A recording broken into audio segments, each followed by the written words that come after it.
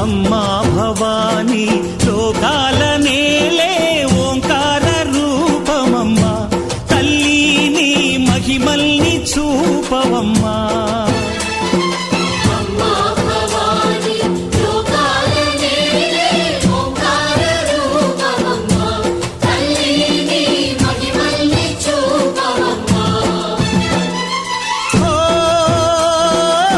సృష్టికే దీపమా, శక్తికే మూలమా, సింహరథమే నీదమ్మా.